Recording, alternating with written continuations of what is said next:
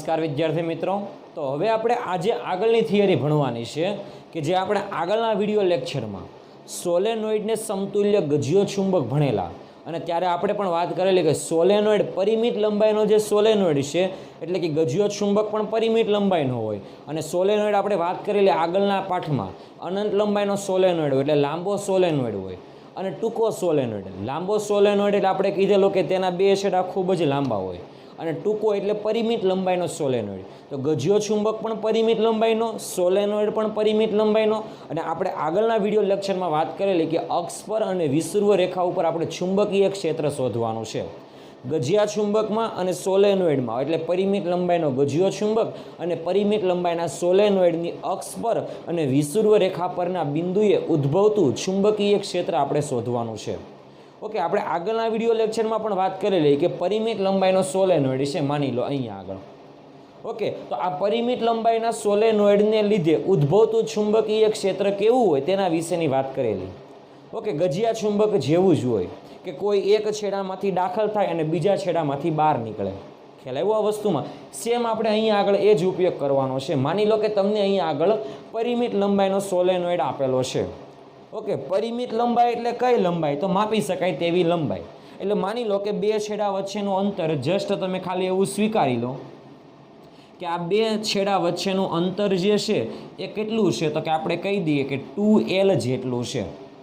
Okay, ખાલી આપણે કહી દઈએ કે અહીંયા પરિમિત લંબાઈનો જે સોલેનોઇડ છે એની લંબાઈ 2L જેટલી છે અને આપણે સ્મોલ n એટલે આપણે કીધેલું કે એકમ લંબાઈ દીઠ આટાઓની સંખ્યા। ખ્યાલ આવ્યો? તો આપણે અહીંયા આગળ પહેલાં પ્રથમ એ જ વાક્ય લખવું પડે કે અહીં દર્શાવેલા સોલેનોઇડમાં એકમ લંબાઈ દીઠ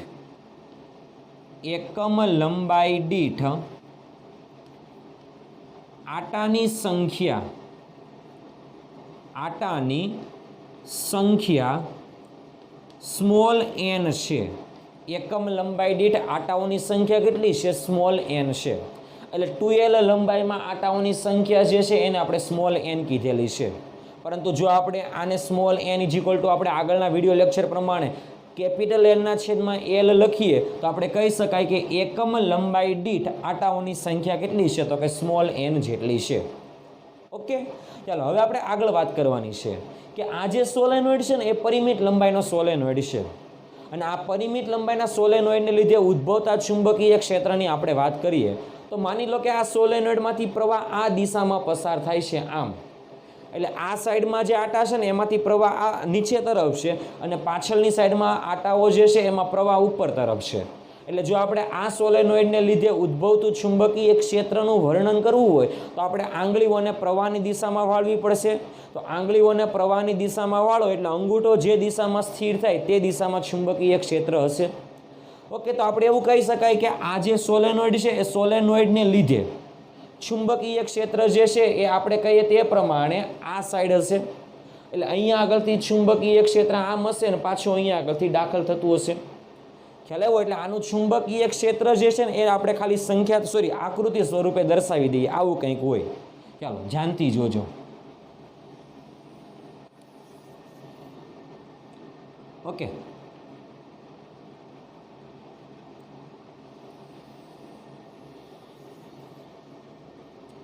આવું આ સોલેનોઇડની ફરતે હોય હો। કલ્પના કરજો તમે કે સોલેનોઇડ છે, સોલેનોઇડની ફરતે ચુંબકીય ક્ષેત્ર હોય એટલે 3 ડાયમેન્શનમાં ચુંબકીય ક્ષેત્ર હશે, બધી જ દિશામાં હશે।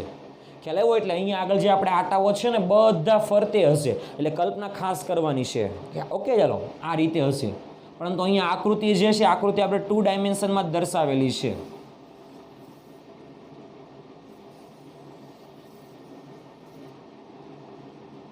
ચુંબકીય ક્ષેત્ર કીધેલું તે પ્રમાણે 3 ડાયમેન્શનમાં તમારે વિચારવાનું છે। ઓકે, ચાલો ધ્યાન આપજો બરાબર।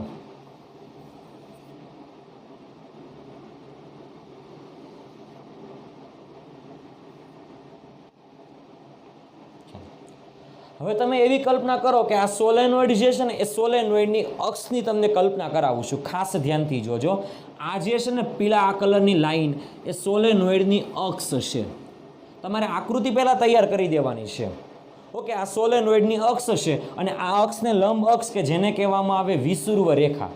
ઓકે, તો આપણે કહીએ આ સોલેનોઇડની જે અક્ષ છે ને એને આપણે એક્સ અક્ષ કહીએ, તો ઊભી જે અક્ષ થશે ને એ આપણે કહીએ વિષુવવૃત્ત રેખા થશે. ઓકે, અને આ બંને ભેગા થાય તેને આપણે ઉગમ બિંદુ ઓ કહીએ. ચાલો, તો આડી અક્ષને આપણે અક્ષ કહીએ અને આને આપણે વિષુવવૃત્ત રેખા તરીકે ઓળખીશું. ખ્યાલ આવ્યો આ વસ્તુમાં વિદ્યાર્થી મિત્રો? ઓકે, તો ધ્યાન આપજો. હવે આપણી થિયરી શું છે કે પરિમિત લંબાઈના સોલેનોઇડના અક્ષ પરના બિંદુએ ઉદ્ભવતું ચુંબકીય ક્ષેત્ર. ખાસ યાદ રાખજો કે પરિમિત લંબાઈનો સોલેનોઇડ છે, સોલેનોઇડના અક્ષ પરના બિંદુએ, ખ્યાલ આવ્યો, સોલેનોઇડના અક્ષ પરના બિંદુએ ઉદ્ભવતું ચુંબકીય ક્ષેત્ર જે છે એ આપણે મેળવવાનું છે. આપણે લાંબા સોલેનોઇડની વાત કરી ગયા કે લાંબા સોલેનોઇડની અંદરના ભાગમાં ચુંબકીય ક્ષેત્ર કેટલું હોય તેના વિશે ખાસ ધ્યાનથી જોજો. લાંબો સોલેનોઇડ છે, લાંબા સોલેનોઇડની અંદરના ભાગમાં ઉદ્ભવતા ચુંબકીય ક્ષેત્ર વિશેની આપણે આગળના વિડીયો આગળના પાઠમાં આપણે વાત કરી ગયા. પરંતુ આ પાઠમાં આપણે પરિમિત લંબાઈનો સોલેનોઇડ છે અને પરિમિત લંબાઈના સોલેનોઇડના અક્ષ પરના બિંદુએ, એટલે આપણે આ બિંદુએ ચુંબકીય ક્ષેત્ર મેળવવાનું છે. ઓકે, ચાલો માની લો કે આ બંને બિંદુ આ અક્ષ અને આ અક્ષ ભેગા થાય એને આપણે ઓ કહીએ, ઉગમ બિંદુ ઓ કહીએ. ઓકે, ચાલો હવે આની નાની આકૃતિ હું અહીંયા આગળ 3 ડાયમેન્શનમાં આની નાની આકૃતિ હું અલગ રીતે દર્શાવું છું. ખાસ એક આ સોલેનોઇડ છે, ખાસ ધ્યાનથી જોવો.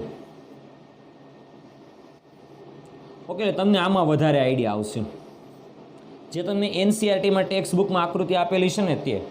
ઓકે, ચાલો આ સોલેનોઇડની અક્ષ છે અને આ સોલેનોઇડની વિષુવવૃત્ત રેખા છે. સોલેનોઇડની અક્ષને હું પીળા લાઇનથી દર્શાવી દઉં છું.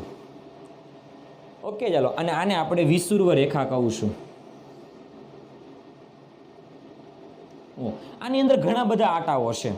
એકમ લંબાઈ દીઠ આટાઓની સંખ્યાને આપણે સ્મોલ એન કીધેલું છે. હવે સોલેનોઇડની અક્ષ પરના આપણે આ બિંદુએ ખાસ ધ્યાનથી જોજો, આ સોલેનોઇડની અક્ષ છે, આપણે અક્ષ પરના બિંદુએ ઉદ્ભવતું પરંતુ પરિમિત લંબાઈનો સોલેનોઇડ છે. ખાસ યાદ રાખજો, અનંત લંબાઈનો સોલેનોઇડ હોય તો અંદરના ભાગમાં કોઈ પણ બિંદુએ ચુંબકીય ક્ષેત્ર એક સમાન મળતું હતું, પરંતુ અહીંયા આગળ પરિમિત લંબાઈનો સોલેનોઇડ છે એટલે એના માટે તમારે ખાસ યાદ રાખવાનું છે આ થિયરી. ઓકે, ચાલો હવે ખાસ ધ્યાનથી જોજો, આ પરિમિત લંબાઈના સોલેનોઇડને લીધે અક્ષ પરના આ બિંદુએ, માની લો આ પી બિંદુએ ઉદ્ભવતું ચુંબકીય ક્ષેત્ર મેળવવું છે. હવે ખાસ ધ્યાન આપજો, પહેલા આપણે આની દિશા નક્કી કરી લઈએ. ચાલો જો અહીંયા આગળથી કે આ દિશામાં પ્રવાહ પસાર થાય છે તો આપણે કીધેલું તે પ્રમાણે આ ભાગમાં ચુંબકીય ક્ષેત્ર અંદર જતું હશે અને આ ભાગમાંથી ચુંબકીય ક્ષેત્ર બહાર આવતું હશે. ખ્યાલ આવ્યો? એટલા માટે કહી શકાય કે આ બિંદુએ ચુંબકીય ક્ષેત્ર તમે ધ્યાનથી જુઓ ને તો અંદર તરફ જતું હશે. અક્ષ પરના બિંદુ માટેની વાત થાય છે. ખ્યાલ આવ્યો? કારણ કે અહીંયા આગળ પ્રવાહ છે તો આ સાઈડ ચુંબકીય ક્ષેત્ર દાખલ થાય અને આમથી પાછું થઈને અહીંયા આગળથી પાછું અંદર આવતું હશે. ખ્યાલ આવ્યો આ વસ્તુમાં? એટલા માટે કહી શકાય કે આમાં ચુંબકીય ક્ષેત્ર અંદર તરફ અને આ બિંદુએ ચુંબકીય ક્ષેત્ર બહાર તરફ હશે. એટલે ચુંબકીય ક્ષેત્ર અંદર તરફ હશે એટલા માટે આપણે આને ક્રોસ વડે દર્શાવીએ છીએ. ખાસ ધ્યાનથી જોજો. ઓકે, ચાલો હવે આપણે પરિમિત લંબાઈના સોલેનોઇડને લીધે ઉદ્ભવતું ચુંબકીય ક્ષેત્ર જોતું છે તો આપણે શું કરવાનું ખબર છે? આ સોલેનોઇડમાં આપણે એવી કલ્પના કરવાની કે ઘણી બધી રીંગો છે. કારણ કે આ સોલેનોઇડ એટલે શું તો કે વર્તુળાકાર, આર ત્રિજ્યાનું વર્તુળાકાર હેલિકલ ગૂંચળું કે જેને સોલેનોઇડ કહેવાય. તો આપણે કલ્પના કરીએ કે આ સોલેનોઇડ જે છે ને એ ઘણા બધા એ ત્રિજ્યાની આપણે વાત કરવી હોય કે આ સોલેનોઇડ જે છે ને એ સોલેનોઇડની ત્રિજ્યા આપણે કહીએ તે પ્રમાણે એ છે. ઓકે, અને પી બિંદુ એટલે કેન્દ્રથી કેટલા અંતરે તો કે હું કહી દઉં કેન્દ્રથી સ્મોલ આર જેટલા અંતરે આવેલા પી બિંદુએ ચુંબકીય ક્ષેત્ર મેળવવું છે. ઓકે, આ સોલેનોઇડની ત્રિજ્યા એ છે. સોલેનોઇડના કેન્દ્રથી આર જેટલા અંતરે આવેલા પી બિંદુએ ચુંબકીય ક્ષેત્ર મેળવવું છે. ઓકે, તો સૌપ્રથમ કલ્પના એ કરવાની કે સોલેનોઇડ જે છે ને એ ઘણી બધી રીંગોની બનેલી છે. એમાંથી આપણે કોઈ એક dx લંબાઈનો ખંડ લઈએ પાતળો આમાંથી અને એમાં કેટલા આટા છે તે નક્કી કરી લઈએ અને આપણને ખબર છે કે રીંગ હોય, એક આટાવાળી રીંગ હોય, બે આટાવાળી હોય, n આટાવાળી રીંગના કેન્દ્રથી અક્ષ પરના બિંદુએ ચુંબકીય ક્ષેત્ર ખબર છે. એટલા માટે આપણે આઈડિયા વાપરવાનો. શું આઈડિયા વાપરવાનો? કે સોલેનોઇડ જે છે એ સોલેનોઇડ ઘણા બધા આટાઓની બનેલી છે. ઓકે, એટલે ઘણી બધી રીંગોના આટાઓની બનેલી છે. એમાંથી આપણે એક ભાગની રીંગ લઈ લઈએ એટલે એક ભાગ લઈ લઈએ તો એક ભાગમાં જેટલા આટા આવે છે એટલા આટાવાળી રિંગને કારણે x જેટલા અંતરે ચુંબકીય ક્ષેત્ર કેટલું છે તે મેળવી લઈએ. પછી બાજુના ભાગના આટા લેશું, ત્યારબાદ બાજુના ભાગના આટા લેશું. તો એના માટે આપણે કલ્પના કરવી પડશે કે અહીંયા આગળ જે આમાં ઘણા બધા આટા છે ને એમાંથી આપણે કહીએ તે પ્રમાણે ઉગમ બિંદુથી x જેટલા અંતરે x જેટલા અંતરે dx લંબાઈના, ખાસ ધ્યાનથી જોજો, dx લંબાઈનો જાડો ખંડ લઈએ. ઓકે, એટલે dx લંબાઈનો એક ખંડ લઈએ, એમાં આપણે કલ્પના કરી નાખીએ કે એમાં કેટલા આટા છે તે. ખ્યાલ આવ્યો? તો એટલા આટાવાળા રિંગના કેન્દ્રથી x જેટલા અંતરે, અક્ષ પરના બિંદુએ x જેટલા અંતરે ચુંબકીય ક્ષેત્ર કેટલું છે તે નક્કી કરી લઈએ. પછી બાજુનો ભાગ લેશું, પછી બાજુનો ભાગ લેશું. ખ્યાલ આવ્યો? એટલા માટે કહી શકાય કે અહીંયા આગળ આપણે સૂક્ષ્મ ખંડ લીધેલો છે. કઈ લંબાઈનો સૂક્ષ્મ ખંડ? dx લંબાઈનો સૂક્ષ્મ ખંડ લીધેલો છે. અને એ dx લંબાઈના સૂક્ષ્મ ખંડમાં આપણે કહીએ કે કેપિટલ N જેટલા આટા છે. ધારો કે, તો સૌ પ્રથમ આપણે એ ધારણા કરવાની કે ધારો કે dx લંબાઈના ખંડમાં આપણે એ dx લંબાઈનો ખંડ જે છે ને એ ઉગમ બિંદુથી x જેટલા અંતરે લીધેલો છે, સાવ નજીક. ઓકે, આપણે બધા ખંડોની વાત કરવાની છે. એવું નહીં કે ગમે તે ખંડ લઈએ, કોઈ એક ખંડ લઈએ પછી બધા ખંડોની આપણે વાત કરીશું. ઓકે, ચાલો. તો ધારો કે dx લંબાઈના ખંડમાં કેપિટલ N જેટલા આટા છે. એટલે આપણે એવું બોલી શકાય કે એકમ લંબાઈમાં આટાઓની સંખ્યા સ્મોલ n, તો dx લંબાઈમાં આટાની સંખ્યા કેટલી? એટલે આપણે ત્રિરાશી મૂકી દઈએ કે એકમ લંબાઈમાં આટાઓની સંખ્યા સ્મોલ n, તો dx લંબાઈમાં આટાઓની સંખ્યા કેટલી છે? તો કે કેપિટલ N. તો જો આપણે આ ત્રિરાશી મૂકી દઈએ તો આપણે ત્રિરાશી મૂકીને જો જવાબ મેળવીએ તો કેપિટલ N બરાબર સૂત્ર આવે n ઇન્ટુ dx. શું સૂત્ર આવે? n into dx. એટલા માટે કહી શકાય કે dx લંબાઈના ખંડમાં n ઇન્ટુ dx આટા છે. ઓકે, હવે ખાસ ધ્યાનથી જોજો, આ dx લંબાઈનો રીંગોનો જે ખંડ છે ને એ ખંડના કેન્દ્રથી x જેટલા અંતરે, ખાસ ધ્યાન આપજો, રીંગના ખંડથી x જેટલું અંતર, એટલે અહીંયાથી આ કેટલું અંતર થાય? તો કે ખાસ ધ્યાનથી જોજો, r માંથી x બાદ કરો તેટલું અંતર થાય. તો આપણે પહેલાં લખી નાખીએ અહીંયા આગળથી P બિંદુએ, એટલે આ ખંડને લીધે, એટલે આ dx લંબાઈનો જે રીંગોનો ખંડ છે ને એ રીંગોના ખંડને લીધે P બિંદુએ ઉદ્ભવતું ચુંબકીય ક્ષેત્ર મેળવવું છે. તો આપણે અહીંયાથી આટલું અંતર જોઈએ. એ અંતર કેટલું છે? તો કે r માંથી x બાદ કરી દેવાનું. એટલા માટે કહી શકાય કે આ જે અંતર છે ને એ અંતરને આપણે કહી શકાય કે r માંથી x બાદ કરતા જે અંતર મળે તેટલું અંતર છે. ખ્યાલ આવ્યો આ વસ્તુમાં? ઓકે, એટલા માટે આપણે કહી શકાય કે dx લંબાઈના, એટલે dx લંબાઈમાં n આટાવાળા લૂપના કેન્દ્રથી x અંતરે, કેન્દ્રથી x અંતર, કેન્દ્રથી x અંતર કેટલું? એટલે r માઇનસ x જેટલું અંતર. ખ્યાલ આવ્યો? એટલા માટે આપણે કહી શકાય કે કેન્દ્રથી r માઇનસ x જેટલા અંતરે ઉદ્ભવતું ચુંબકીય ક્ષેત્ર, કેટલું છે તેના વિશે આપણે વાત કરી દઈએ. ખાસ ધ્યાનથી જોજો. ઓકે, ચાલો. એને આપણે કહીએ ઉદ્ભવતું ચુંબકીય ક્ષેત્ર સૂક્ષ્મ હશે એટલે dB કહીએ. આપણી પાસે સૂત્ર હતું કે વર્તુળાકાર લૂપ, એક આટાવાળી લૂપ, બે આટાવાળી લૂપ. ખ્યાલ આવ્યો? વર્તુળાકાર લૂપના કેન્દ્રથી x જેટલા અંતરે ચુંબકીય ક્ષેત્ર કેટલું હતું? કેન્દ્રથી અક્ષ પરના બિંદુએ. ઓકે, સૂત્ર આપણી પાસે આ હતું, μ0 ni કેટલા અંતરે રિંગની ત્રિજ્યા એ આપણે લખતા હતા a². એટલે આપણે આખું સૂત્ર પહેલાં લખી નાખીએ, μ0 ni a² upon 2a² plus કેટલા અંતરે મેળવવું છે તે અંતર મૂકતા હતા. ખ્યાલ આવ્યો? અંતર જો બહુ મોટું હોય તેના વિશે પણ વાત કરેલી.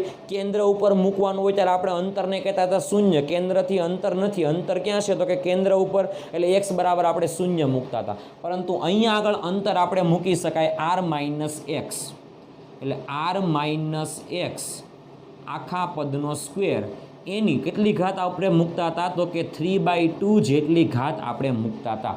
એટલે આખું આ સૂત્ર હતું. ઓકે, ઉદ્ભવતું ચુંબકીય ક્ષેત્ર ક્યાં છે? તો કે અંદરના ભાગમાં.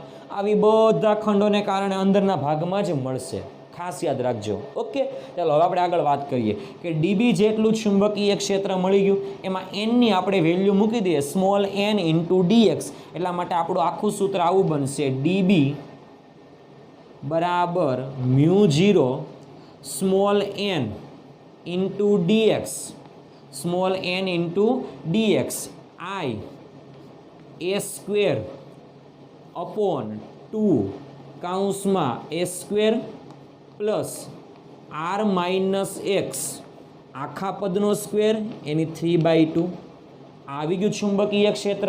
ઓકે, હવે આપણે આગળ વાત કરવાની છે. ચાલો, એક આટાને કારણે આટલું, સોરી, આ dx લંબાઈના ખંડને કારણે આટલું. હવે એની બાજુનો ખંડ, એની બાજુનો ખંડ, મતલબમાં આપણે આ બધા ખંડોને લીધે ઉદ્ભવતું P બિંદુએ ચુંબકીય ક્ષેત્ર મેળવવાનું છે. એટલે ખાસ ધ્યાન આપજો. ઓકે, તો ચાલો આપણે શું કરવાનું? તો કે અહીંયા આગળ ખંડ લીધો, હવે બાજુનો ખંડ, આ બધા ખંડોને કારણે ઉદ્ભવતા P બિંદુએ ચુંબકીય ક્ષેત્રનો સરવાળો કરવાનો. એ સરવાળો સંકલનમાં રૂપાંતર થશે. એટલા માટે આપણે કહી શકાય કે પરિણામી ચુંબકીય ક્ષેત્ર, ખાસ ધ્યાનથી જોજો, કે P બિંદુએ, કયા બિંદુએ? P બિંદુએ પરિણામી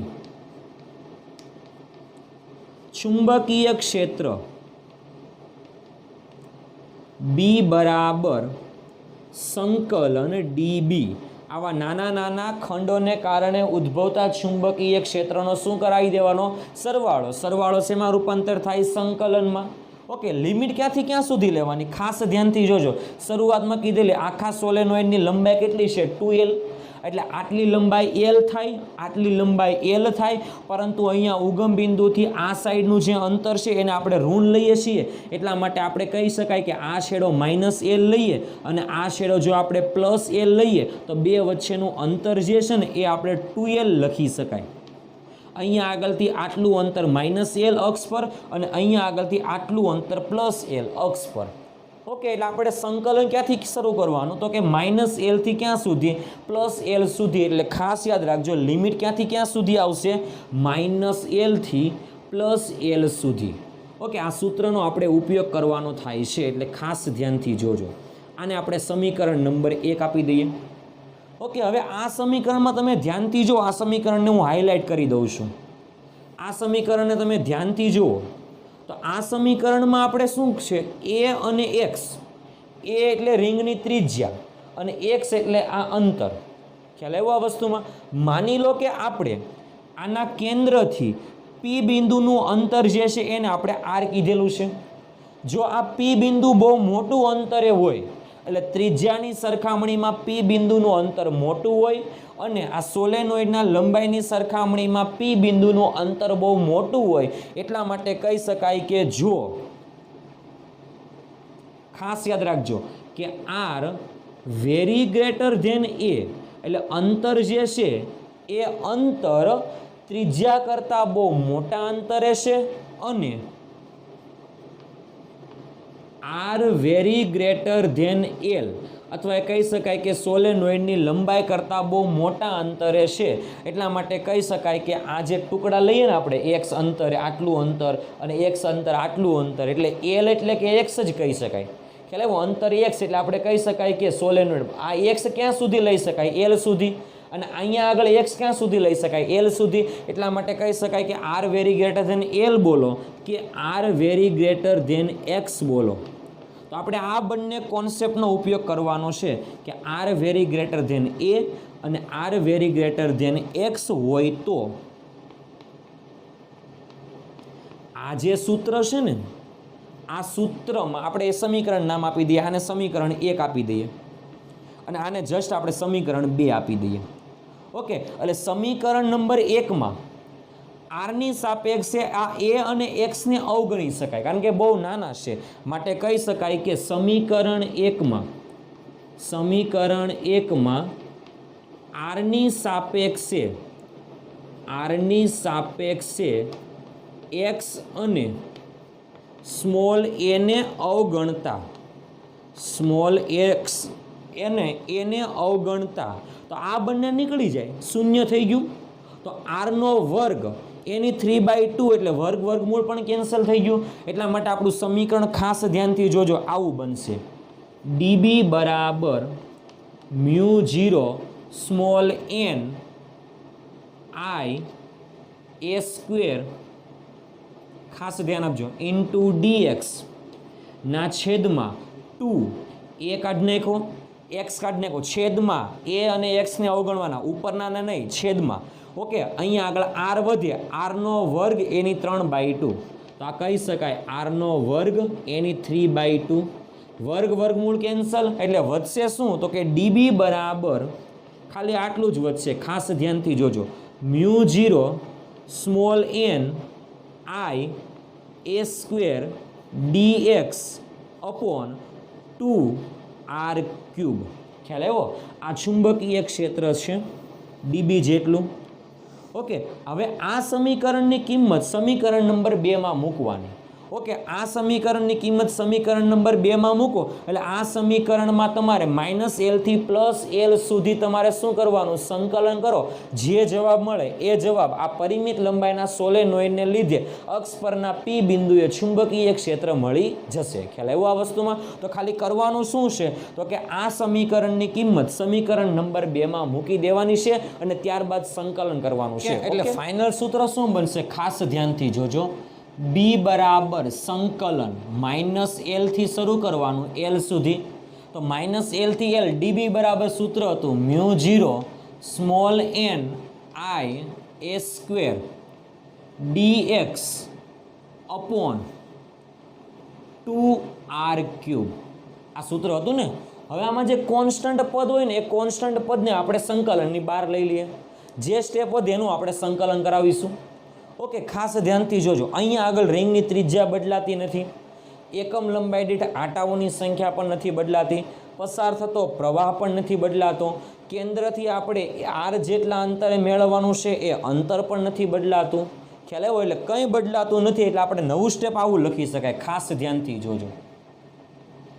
બી બરાબર, ચાલો, μ0 કોન્સ્ટન્ટ સંકલનની બહાર, μ0 સ્મોલ n આટાઓની સંખ્યા કોન્સ્ટન્ટ સંકલનની બહાર, પ્રવાહ કોન્સ્ટન્ટ સંકલનની બહાર, રિંગની ત્રિજ્યા પણ કોન્સ્ટન્ટ સંકલનની બહાર, અપોન 2r ક્યુબ એ પણ કોન્સ્ટન્ટ. તો વધે કોણ સંકલનમાં? કાંઈ ન વધે, 1 ઇન્ટુ dx -l થી +l.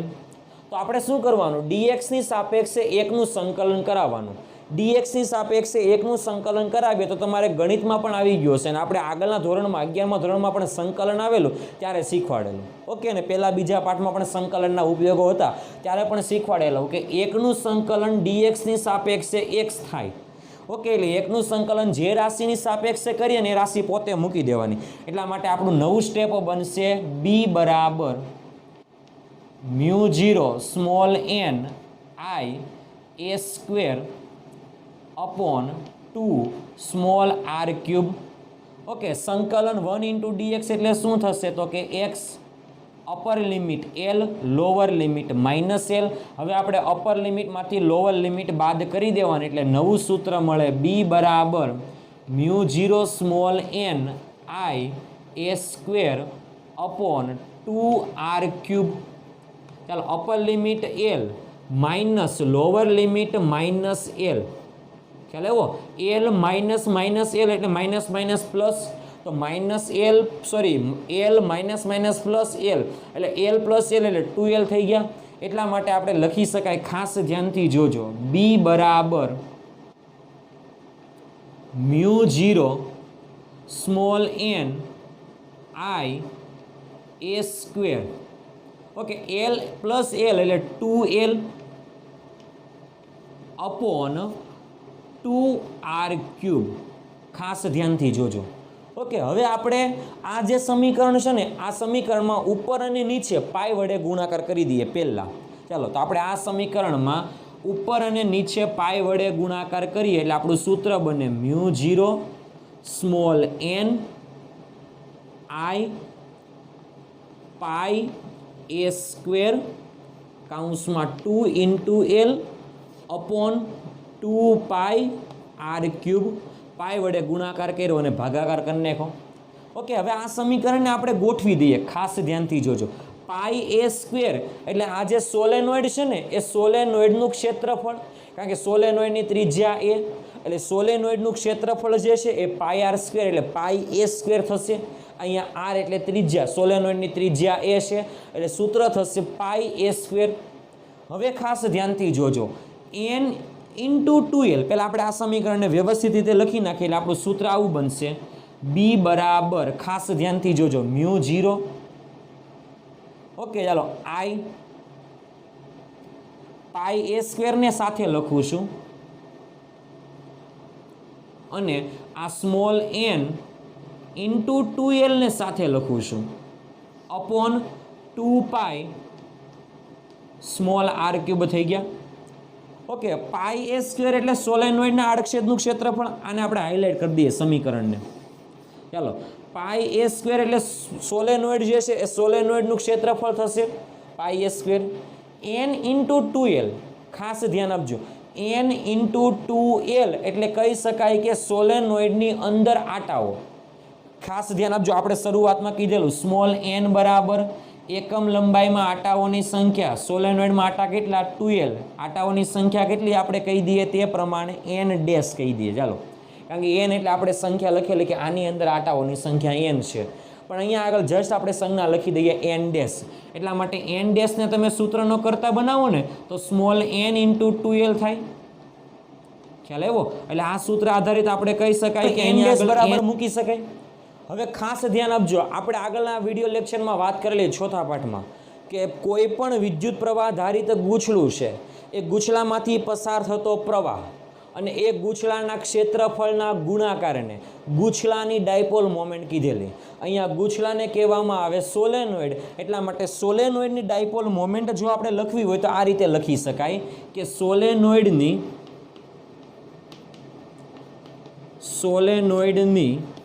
ડાયપોલ મોમેન્ટ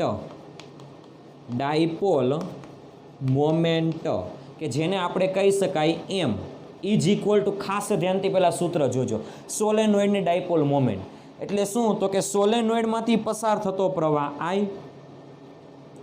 ઓકે, સોલેનોઇડનું ક્ષેત્રફળ પાઈ a સ્ક્વેર એટલે એને આપણે કેપિટલ A કહી દઈએ.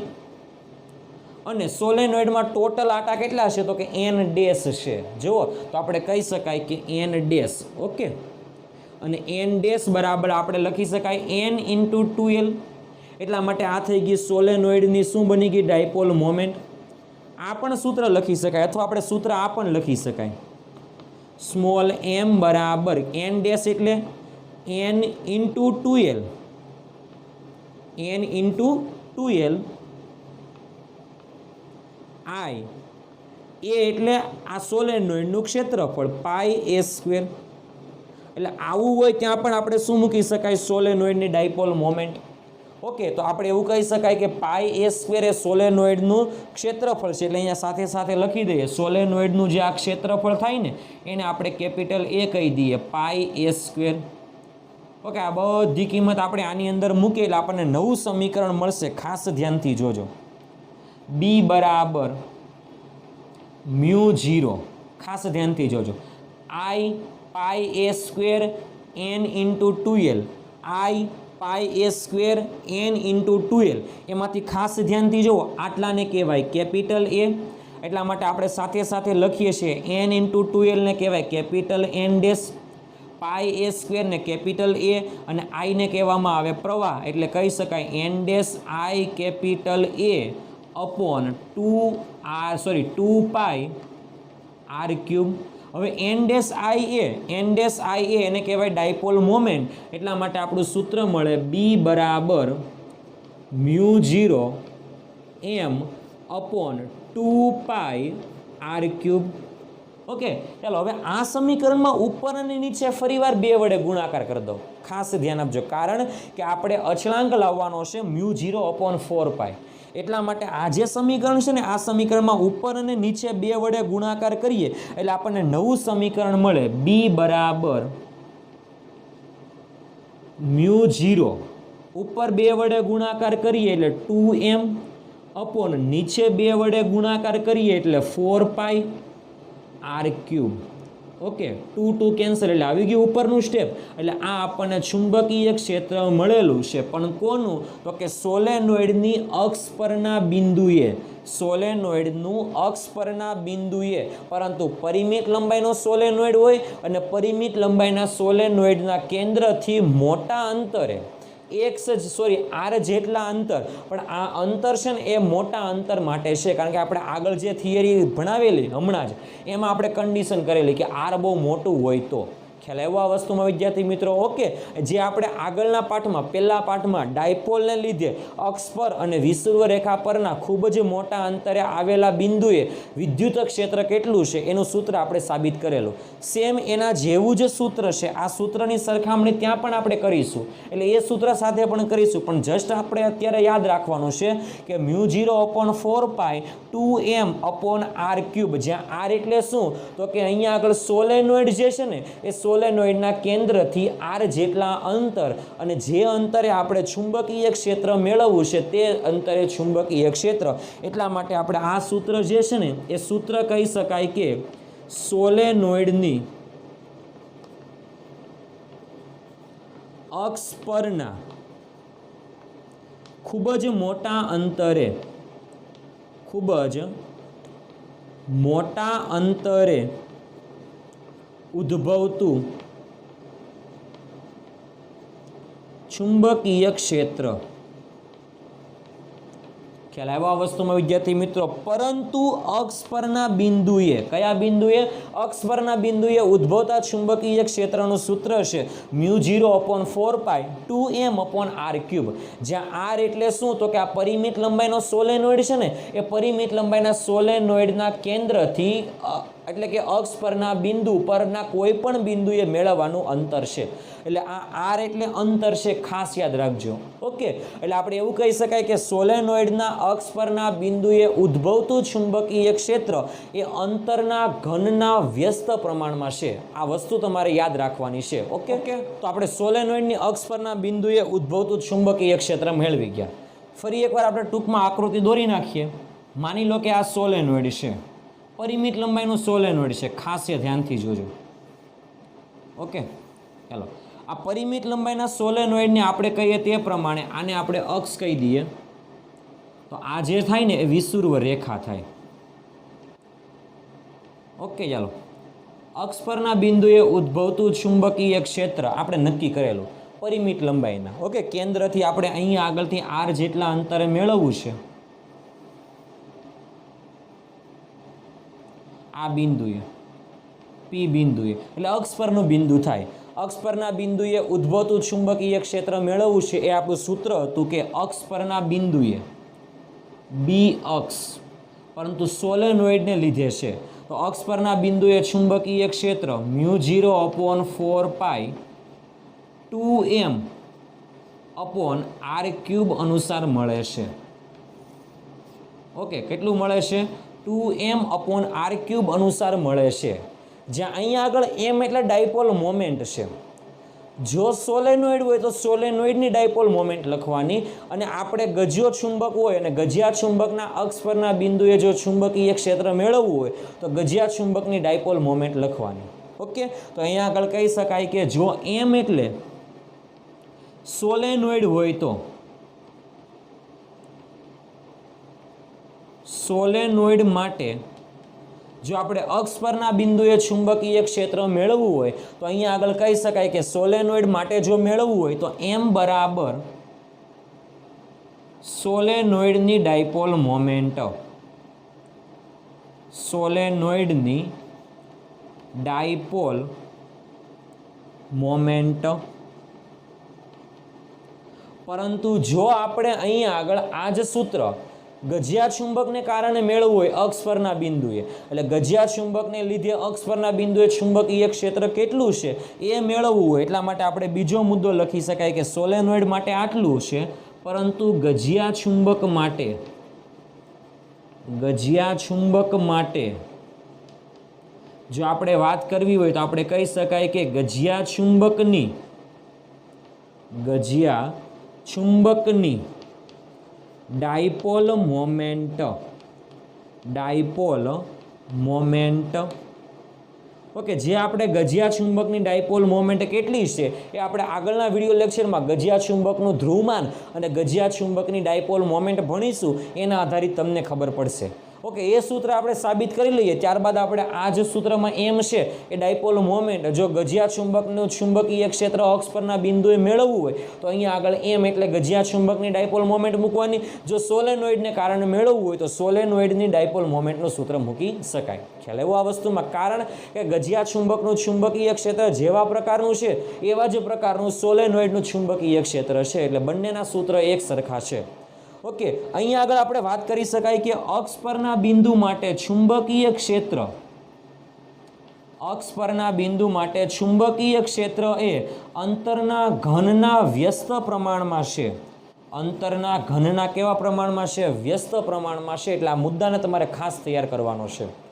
ઓકે, ચાલો હવે આપણે આગળના પાઠમાં, પહેલા પાઠમાં વિદ્યુત ડાયપોલને લીધે અક્ષ પરના બિંદુએ ઉદ્ભવતું ચુંબકીય ક્ષેત્રનું સૂત્ર હતું આપણી પાસે 2kp/z³. ઓકે, જ્યાં z એટલે અંતર હતું, r એટલે અંતર હતું. ઓકે, પરંતુ જો અક્ષ પરના બિંદુ માટે હોય તો આપણે આગળ વાત કરેલી તે પ્રમાણે આ જ કોન્સેપ્ટનો ઉપયોગ આપણે આગળના પાઠમાં, ચોથા પાઠમાં વિદ્યુત પ્રવાહ ધારિત વર્તુળાકાર લૂપને કારણે કેન્દ્રથી અક્ષ પરના અંતરે અને વિષુવવૃત્ત રેખા પરના અંતરે ઉદ્ભવતા ચુંબકીય ક્ષેત્રની જ્યારે વાત કરેલી ત્યારે પણ આપણે આગળના પાઠમાં વિદ્યુત ક્ષેત્ર એટલે કે ડાયપોલને લીધે ઉદ્ભવતું અક્ષ પર અને વિષુવવૃત્ત રેખા પર ઉદ્ભવતા વિદ્યુત ક્ષેત્રની સરખામણી કરીને મેળવેલું હતું. ઓકે, તો એ જ સૂત્ર, એ જ કોન્સેપ્ટનો ઉપયોગ કરીને આપણે હવે અહીંયા આગળ પરિમિત લંબાઈનું સોલેનોઇડ છે એ પરિમિત લંબાઈના સોલેનોઇડની વિષુવવૃત્ત રેખા પરના બિંદુએ ચુંબકીય ક્ષેત્ર કેટલું છે એ હવે આપણે ડાયરેક્ટ લખીશું. કોના પરથી? તો કે આપણે વિદ્યુત ડાયપોલને લીધે અક્ષ પરના બિંદુએ વિદ્યુત ક્ષેત્ર કેટલું હતું એના આધારિત આપણે અહીંયા આગળ પરિમિત લંબાઈના સોલેનોઇડને લીધે વિષુવવૃત્ત રેખા પરના બિંદુએ ચુંબકીય ક્ષેત્ર કેટલું છે તે મેળવીશું. ચાલો, આ પીડેશ બિંદુ છે ને એ વિષુવવૃત્ત રેખા પરનું છે. વિષુવવૃત્ત રેખા પરનું બિંદુ પીડેશ બિંદુ છે એ અંતરને પણ આપણે r અંતર કહી દઈએ. ઓકે, અહીંયા આગળથી r અંતર છે. ઓકે, તો એના માટે સૂત્ર શું આવે? તો જસ્ટ આપણે પહેલા પાઠમાં ડાયપોલને લીધે વિષુવવૃત્ત રેખા ઉપર વિદ્યુત ક્ષેત્ર કેટલું હતું તે આપણે પહેલા વાત કરી લઈએ. ડાયપોલને લીધે વિષુવવૃત્ત રેખા પરના બિંદુએ ઉદ્ભવતું ચુંબકીય ક્ષેત્ર. ડાયપોલને લીધે વિષુવવૃત્ત રેખા પરના બિંદુએ ઉદ્ભવતું વિદ્યુત ક્ષેત્ર કે જેનું સૂત્ર હતું વિદ્યુત ક્ષેત્ર વિષુવવૃત્ત રેખા પર kp/r³, જ્યાં r એટલે અંતર હતું. ખ્યાલ આવ્યો આ વસ્તુમાં? મૂલ્યની વાત થાય છે. ખ્યાલ આવ્યો આ વસ્તુમાં? ઓકે, ચાલો, જ્યાં p એટલે ત્યાં શું હતું? તો કે ડાયપોલ મોમેન્ટ હતી. k એટલે શું હતું? અચળાંક હતું. અને r એટલે શું હતું? અંતર હતું. એ કોન્સેપ્ટનો ઉપયોગ કરીને હવે આપણે ખાસ સૂત્ર યાદ રાખવાનું છે. પહેલા સૂત્ર કોનું છે એના માટે લખી દો કે પરિમિત લંબાઈના સોલેનોઇડ અથવા ગજિયા ચુંબક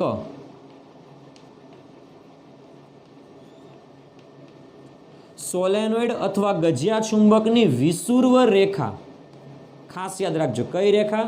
વિષુવવૃત્ત રેખા પરના બિંદુએ ઉદ્ભવતું ચુંબકીય ક્ષેત્ર પરિમિત લંબાઈનો સોલેનોઇડ હોય કે ગજ્યો ચુંબક હોય તેના વિષુવવૃત્ત રેખા પરના બિંદુએ ઉદ્ભવતા ચુંબકીય ક્ષેત્રનું સૂત્ર આપણે આના ઉપરથી લખવાનું છે. એટલે કહી શકાય કે બી વિષુવવૃત્ત રેખા ઇઝ ઇક્વલ ટુ, ચાલો કે એટલે અચળાંક, અહીંયા અચળાંક કયો છે μ0/4π, તો અહીંયા આગળ આપણે અચળાંક લખી શકાય μ0/4π. ઓકે, પી એટલે ડાયપોલ મોમેન્ટ, તો પરિમિત લંબાઈના સોલેનોઇડની ડાયપોલ મોમેન્ટ હોય તો એમ, ગજ્યો ચુંબક હોય તો એની ડાયપોલ મોમેન્ટને પણ એમ કહીશું. અપોન અંતર કેટલું છે તો કે r3, એટલા માટે આપણે આ સૂત્ર જે છે એ વિષુવવૃત્ત રેખા પરના બિંદુ માટે છે. ખાસ યાદ રાખવાનું છે, ગજિયા ચુંબકના વિષુવવૃત્ત રેખા પરના બિંદુએ ઉદ્ભવતું ચુંબકીય ક્ષેત્ર μ0/4π m/r3 છે, અને અક્ષ પરના બિંદુએ ઉદ્ભવતું ચુંબકીય ક્ષેત્ર μ0/4π 2m/r3 છે, અને અહીંયા આગળ ખાલી m/r3 છે. આ કોના માટે છે? વિષુવવૃત્ત રેખા માટે છે. આ કોના માટે છે? અક્ષ માટે છે. તમે પરિમિત લંબાઈના સોલેનોઇડ મૂકો તો અહીંયા ડાયપોલ મોમેન્ટ સોલેનોઇડની મૂકવાની, ગજ્યો ચુંબક મૂકો તો ડાયપોલ મોમેન્ટ ગજિયા ચુંબકની મૂકવાની થશે. બાકી સૂત્રમાં કંઈ ફરક પડશે નહીં. ખ્યાલ આવ્યો? સૂત્ર એકબીજા ઉપર જેવા જ આધારિત છે એવું ખબર પડે. જુઓ કે આ સૂત્ર જે છે એ આપણે ડાયપોલને લીધે અક્ષ પરના બિંદુએ ઉદ્ભવતા ચુંબકીય ક્ષેત્ર જેવું જ હતું. ડાયપોલને લીધે અક્ષ પરના બિંદુએ ઉદ્ભવતું ચુંબકીય ક્ષેત્ર વિદ્યુત ક્ષેત્ર 2kp/r3 આ રીતે જ આપણે સાબિત કરેલું. ઓકે, કે એટલે કે એટલે અચળાંક, તો અહીંયા μ0/4π એટલે અચળાંક. અહીંયા આગળ 2p એટલે 2 ગુણ્યા ડાયપોલ મોમેન્ટ, અહીંયા 2 ગુણ્યા ડાયપોલ મોમેન્ટ, છેદમાં અંતર તો છેદમાં અંતર. એટલે બધા એક સૂત્ર એક સમાન જેવા જ છે.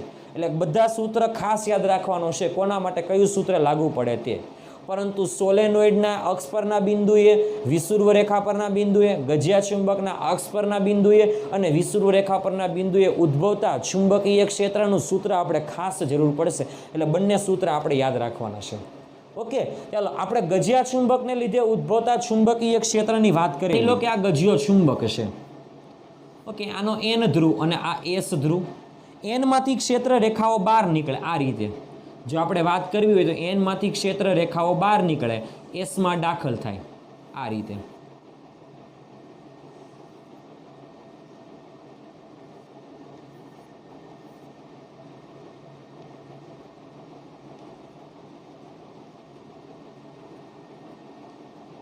ઓકે, ચાલો તો આ ગજિયા ચુંબકના અક્ષ પરના બિંદુએ ક્ષેત્ર રેખાઓ નજીક હોય, વિષુવવૃત્ત રેખા પરના બિંદુએ ક્ષેત્ર રેખાઓ દૂર હોય.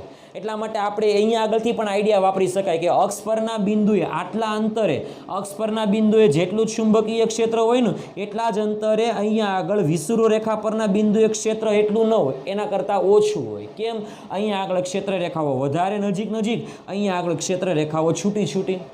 ઓકે, અહીંયા આગળ કોન્સેપ્ટ વાપરીને પણ કહી શકાય, નકર આપણે આવું કહી શકાય. જુઓ કે એક સરખા અંતરે જો આપણે અક્ષ પર જ ચુંબકીય ક્ષેત્ર મેળવીએ અને વિષુવવૃત્ત રેખા ઉપર ચુંબકીય ક્ષેત્ર મેળવીએ ને, એમાં અક્ષ પર ચુંબકીય ક્ષેત્ર બમણું મળે. કારણ કે આ સૂત્રમાં 2 છે, આ સૂત્રમાં 2 નથી. ખ્યાલ આવ્યો? એટલે એક સરખા અંતર માટે જો અક્ષ પર અને વિષુવવૃત્ત રેખા ઉપર ચુંબકીય ક્ષેત્ર મેળવીએ તો અક્ષ પરના બિંદુએ ચુંબકીય ક્ષેત્ર વધારે આવે, વિષુવવૃત્ત રેખા પરના બિંદુએ ચુંબકીય ક્ષેત્ર ઓછું આવે. કોન્સેપ્ટ બેઝ પણ કહી શકાય અને અહીંયા આગળ સૂત્ર બેઝ પણ કહી શકાય કે અક્ષ પરના બિંદુએ ઉદ્ભવતું ચુંબકીય ક્ષેત્ર વિષુવવૃત્ત રેખા પરના બિંદુએ એટલા જ અંતરે રહેલા બિંદુએ ઉદ્ભવતા ચુંબકીય ક્ષેત્ર કરતાં બમણું હોય છે. એટલે આ કોન્સેપ્ટને પણ તમારે બરાબર તૈયાર કરવાનો છે. ખ્યાલ આવ્યો આ વસ્તુમાં વિદ્યાર્થી મિત્રો? ઓકે, તો આ હતી આપણી આજના વિડીયો લેક્ચરની થિયરી કે પરિમિત લંબાઈના સોલેનોઇડ, અને આપણે આગળના વિડીયો લેક્ચરમાં પરિમિત લંબાઈના સોલેનોઇડને સમતુલ્ય ગજિયો ચુંબક હતું તો આપણે સૂત્ર બોલીએ કે પરિમિત લંબાઈના ચુંબક અથવા પરિમિત લંબાઈના સોલેનોઇડના અક્ષ પરના બિંદુએ અને વિષુવવૃત્ત રેખા પરના બિંદુએ, એટલે બંને બિંદુએ અક્ષ પર અને વિષુવવૃત્ત રેખા પરના બિંદુએ ઉદ્ભવતા ચુંબકીય ક્ષેત્રનું સૂત્ર આપણને મળી ગયેલું છે. ઓકે, તો આ તો આપણો આજનો વિડીયો લેક્ચર સૌથી મોસ્ટ આઈએમપી વિડીયો લેક્ચર છે, એટલે તમારે એને બરાબર રીતે જોવાનો છે. ઓકે.